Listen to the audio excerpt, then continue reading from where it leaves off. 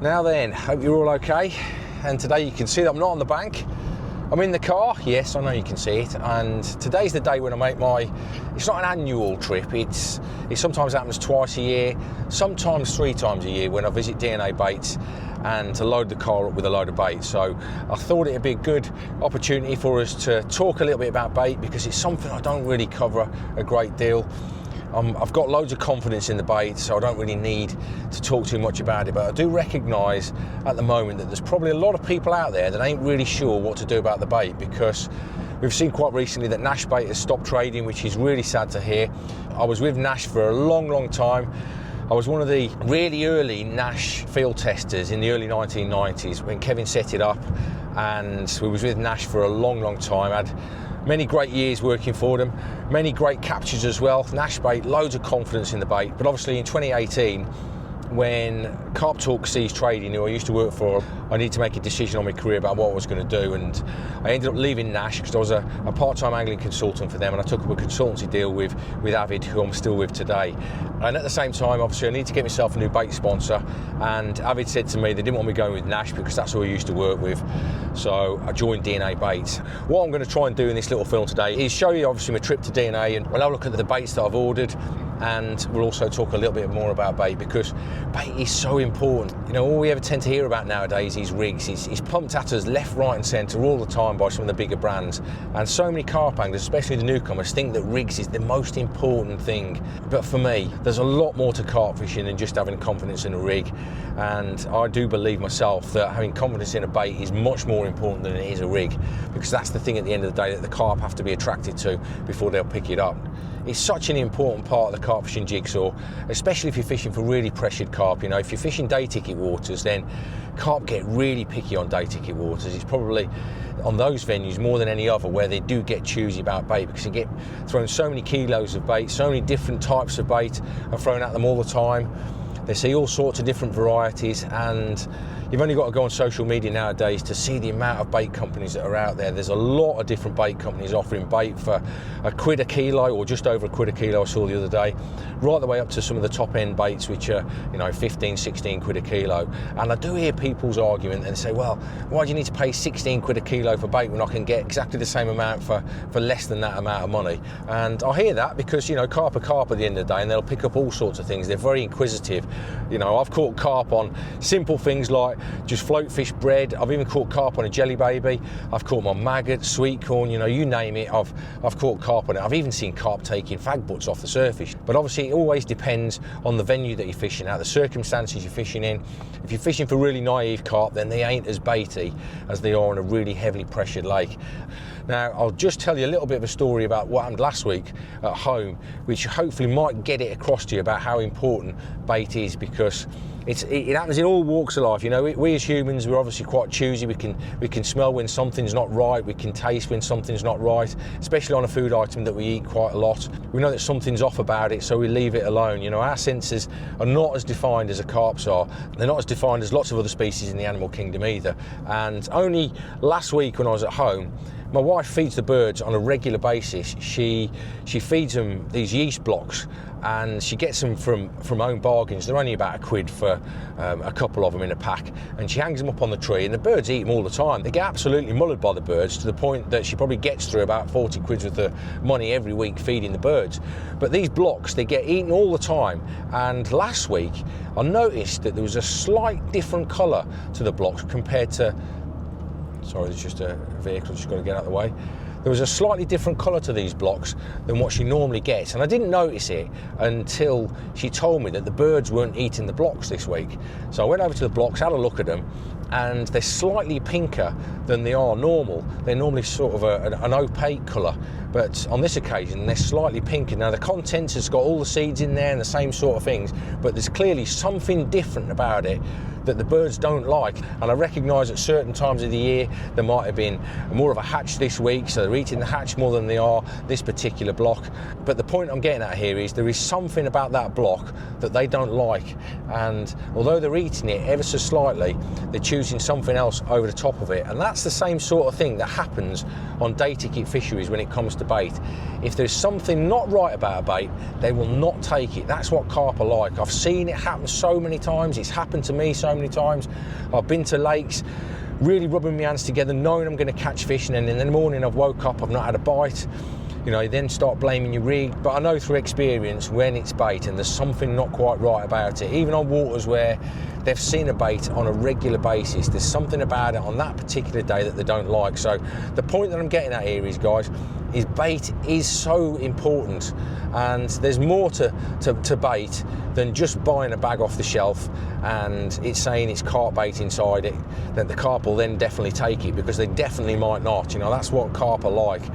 You've got to try and find the bait that is acceptable to them on that particular day, and that's one of the reasons why you'll always see me carrying a variety of different baits with me whenever I go fishing. I don't just carry boilies with me. Where I'm allowed, I'll take some particles with me.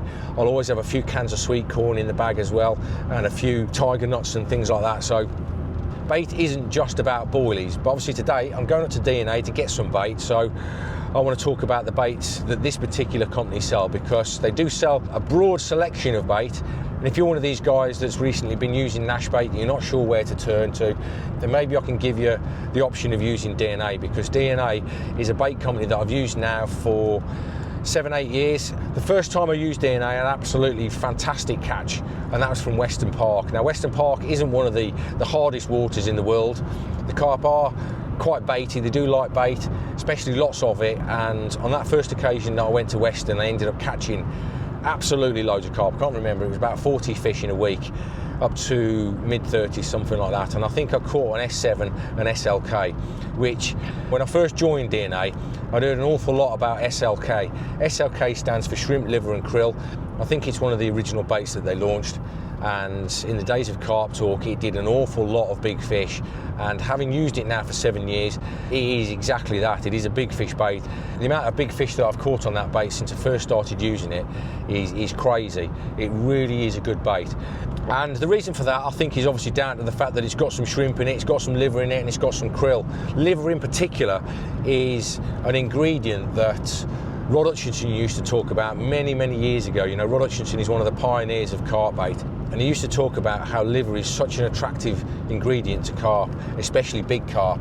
And it's actually hard to grasp what I'm saying there about big carp and how different they are to smaller carp, because big carp generally are older fish, and the older the fish is, obviously its taste receptors, its requirements from a nutritional point of view, they're all different to what a younger carp has. You know, a younger carp might start taking everything, whereas a big carp, if it's been caught a few times over the years, then it's going to be a little bit wary, so it needs something to drop its guard. And generally speaking, the older a species is, the more its taste preferences start to change.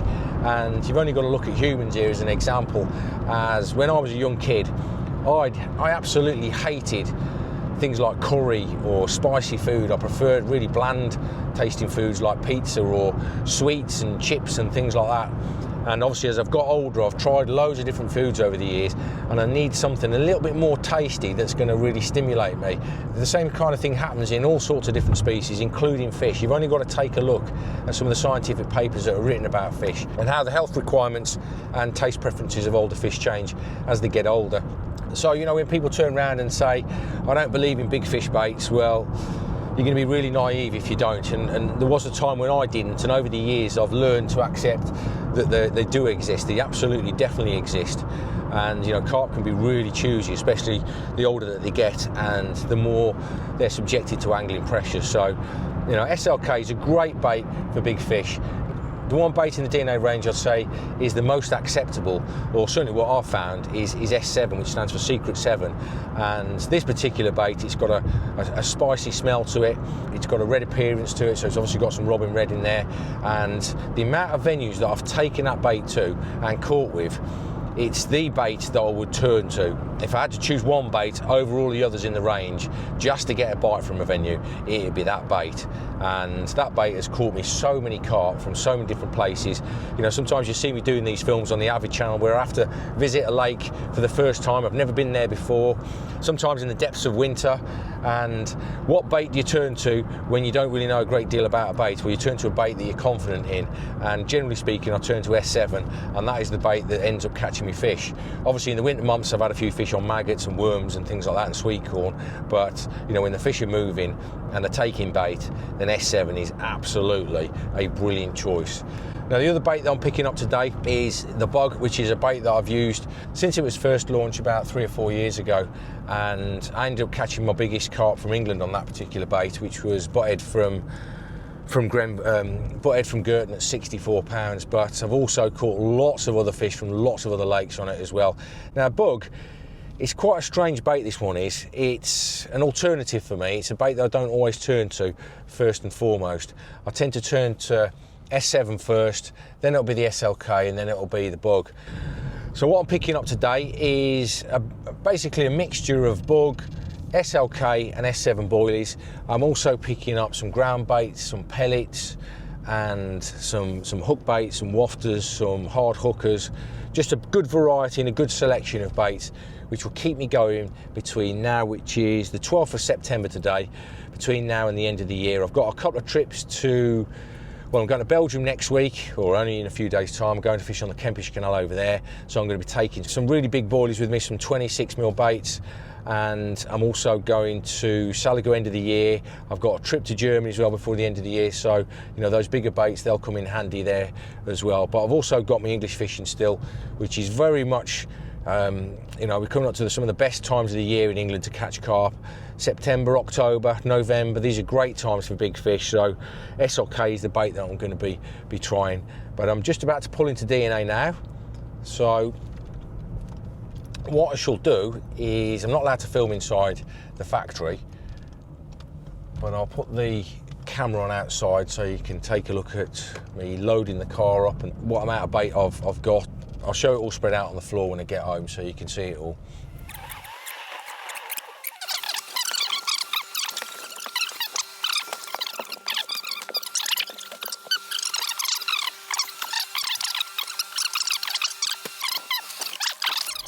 All done. I feel like the car's really weighted down at the minute, but I don't know how many kilos of bait I've got in here, but this will keep me going until my next order, which will be in about 6 months' time. So February time is when I normally put an order in, which will get me through till the end of spring. Sometimes I'll put another order in late spring. Sometimes the first order will get me through till now, you know, so I'll only order twice, but I don't use a great deal of bait. People think that I'm just sat there camping, and full time in it means that you just sat there over a load of bait, sat over a massive load of bait just waiting for the carp to come in. But the guys that fish the same lakes as me will tell you what I'm like. I'm not that kind of angler at all. I actually struggle to sit over a lot of bait. You know, when I fish a lot at the moment, Foundry, some of the most successful guys on that lake for big fish have got this method where they'll just sit over a load of bait and wait for one big fish to turn up. And you can only fish on there for 72 hours, and it works, it does work. But for me, after 24 hours, 48 hours, I struggle. I'm wanting to move. I'm seeing fish at the other side of the lake. I want to move, I want to shift swim. I'm very much what I class as a proactive angler, you know, somebody that tries to make it happen rather than waits for it to happen. But I do recognise that we have to wait for it to happen sometimes. That is carp fishing. Sometimes you can be too active, you know, and on Foundry I've definitely made mistakes when I should have sat over bait, or I should have stayed in a swim, but I've got itchy feet and I've moved, you know. But on the whole, I do like to think that moving and being active has helped me catch fish rather than it's worked against me.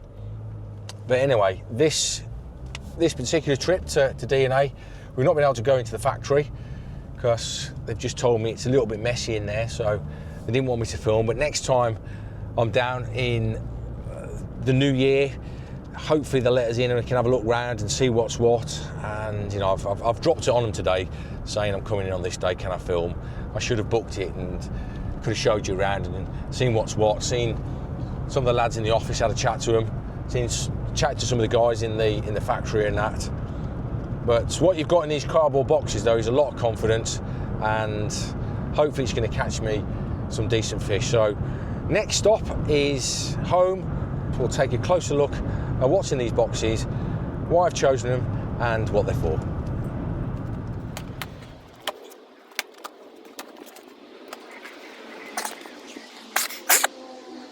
Right, I've had to change the hat because wife saw the one I was wearing and said it's too dirty.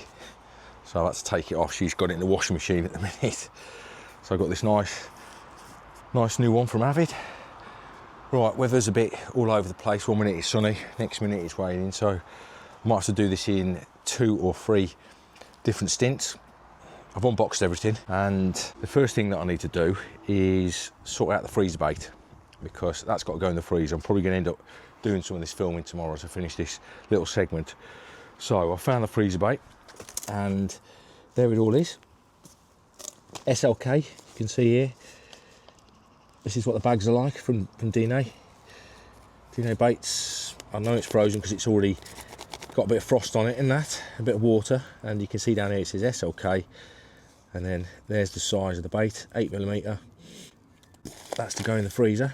You can see the shelf life is there, all labelled up. 8mm shelf life bait, and the weight of the bag as well. So these need to go in the freezer, because I'm probably not going to get all this filming done today because there's some black clouds looming behind me, and I don't want to get rained on. So I'm going to stick this in the freezer, find the other bit of freezer bait, which is in that box there, I think. So let me just get this in the freezer first, and then I'll come back to you in a second. And there's my freezer, half empty at the moment. Normally this is brimming with bait, but I've got through loads over the last few weeks because the fishing on the foundry have been really munching. So there's the first one in there, and I've just got another couple of the 8mm SLKs to go in there, and then I've got some S7 exactly the same size as well to go in as well next to it.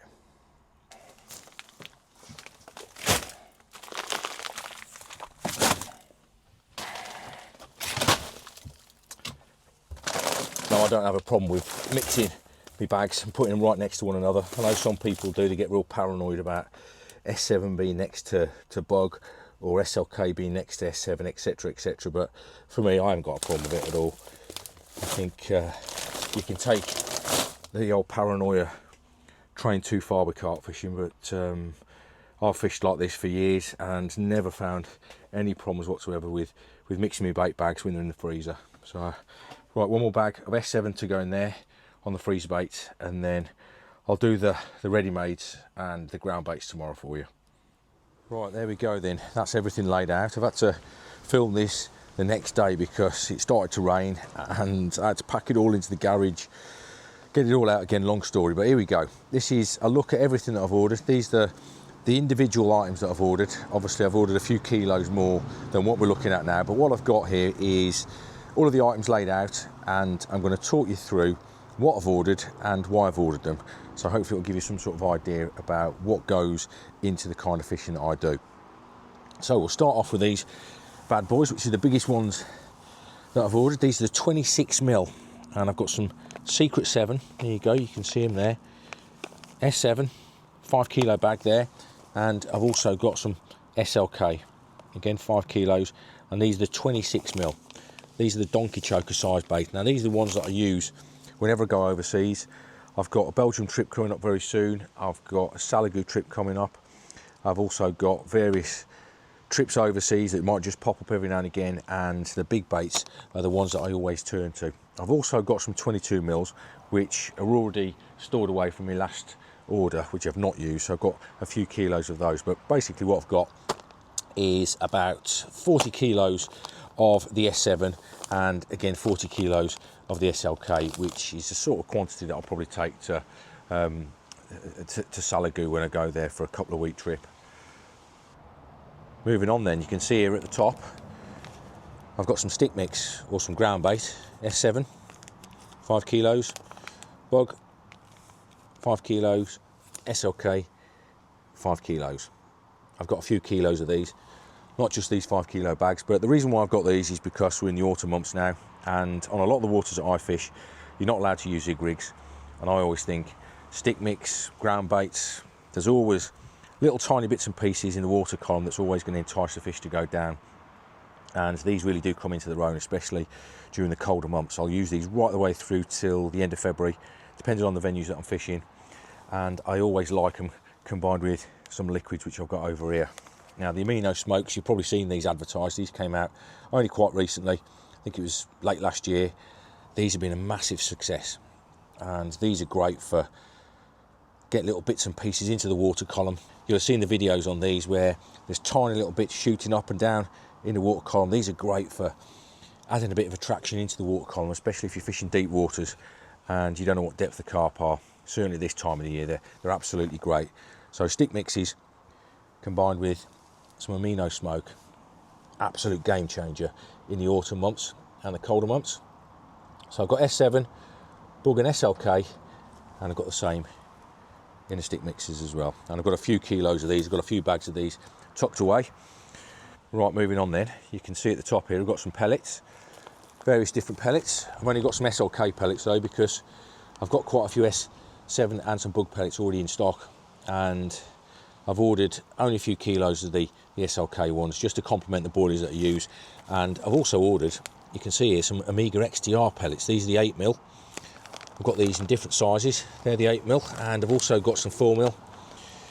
From time to time I do fish, you know, what are classed as commercial stock pond type fisheries, especially when I'm doing some filming with Avid, and these type of baits, very oily baits, absolute game changer on those kind of venues, especially where they're pellet fed fish. So always got a few kilos of these in stock. Great for getting a bite.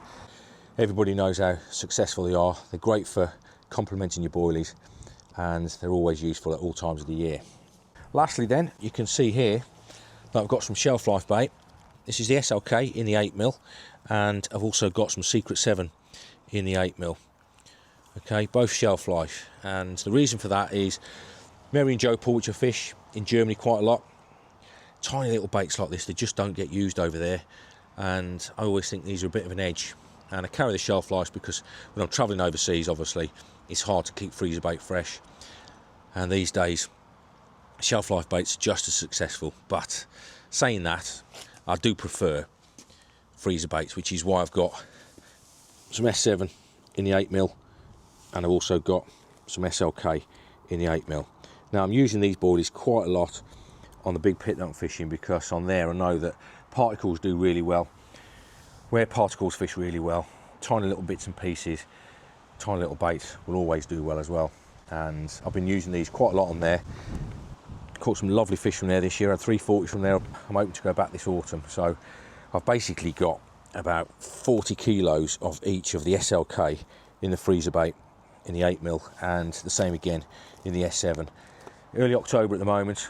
We've got some great weeks of fishing in the UK coming up, and on the big pit especially, apparently it comes into its own during October and November, so I'm definitely going to be getting on there during those months, and hopefully these little babies will do me proud. And hopefully also I've got another trip to Mary and Joe Pool, so I'm going to be taking the 8mm, but on that venue also the big 26mm will always come into play. Right, onto the liquids then. You can see here I've got some liquid food, I've got some SLK, I've got some Secret 7, and I've got some bug, and I've also got some Spod Syrup, but I've only got the SLK and the Secret 7 in this because I've already got quite a few tubs of the bug in stock, and everybody's got their own personal ways of using liquids, but for me, the liquid food, which is a lot thinner than the Spod Syrup, this is the one that I use to pour on my baits, especially when they've come straight out of the freezer, when they absorb liquids. I love pouring these on, especially at this time of the year as well. And then the one that I use mostly for my hook baits is the thicker syrup. This is the one that's designed for spodding, so if you're using particles or if you're using pellets, get this stuff in there. It cleans it all together nicely and makes it ideal for putting out when you're spodding quite a lot. But I also use this for my hook baits quite a lot as well, especially in the winter months. So if I get a pot of wafters out, then it's generally this stuff which I'll pour on a couple of days before I go fishing. I think it just adds to it, makes it nice and sticky, and I always think it's going to hang around the hook bait a lot better, so giving it a little bit more attraction. But I might be wrong. It's just that when I first started using the stuff as hook bait soaks, I started catching quite a lot on it. Right, here's a couple of frozen paste blocks that I've ordered. Got an SLK one and I've got a Secret 7 You can get these online. It's on one of the drop downs, so you know they're available to order.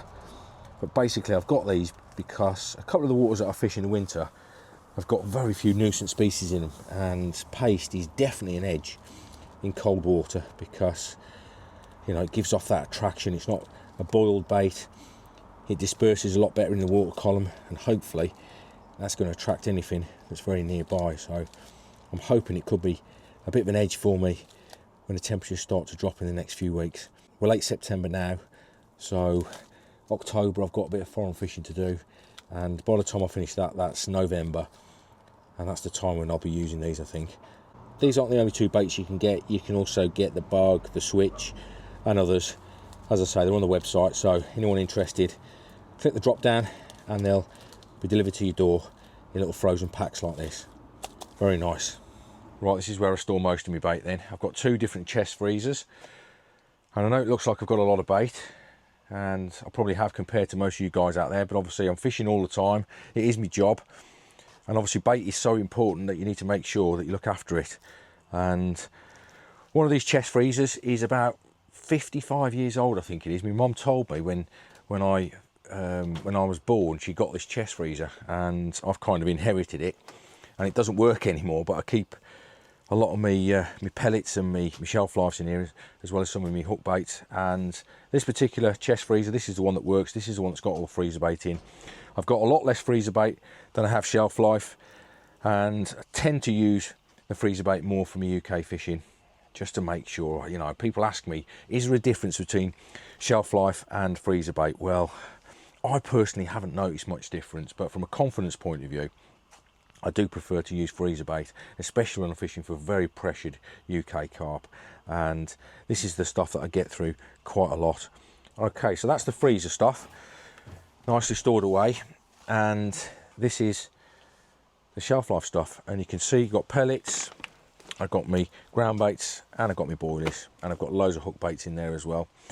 Now, the one thing that's worth mentioning here is stock rotation. It's something that I'm pretty paranoid about, if I'm honest, because on every bag of bait you can see that there's a shelf life date on it, which is, for this one, it's the 3rd 2027, and it's also got a batch number on it as well.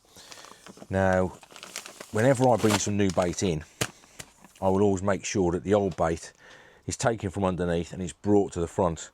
I didn't have a great deal of shelf life bait in stock, so all of this is pretty fresh stuff. As you can see there, that's the September 26. This one I think is it's March 27. So yeah, this is all fresh stuff at the top. And in here though, I still had a few kilos of my older bait in stock. So the stuff on the top here, this is with the shortest lifespan, and the new stuff, that's down the bottom.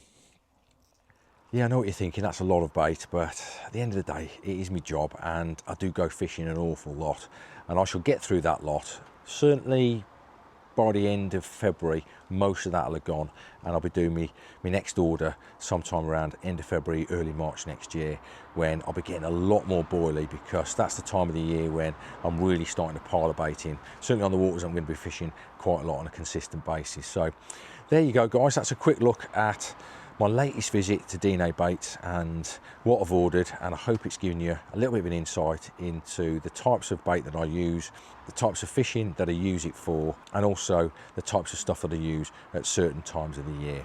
So that's about it for today. And don't forget, there's going to be another free upload on this channel next Wednesday at 6 o'clock, so hopefully I shall join you then.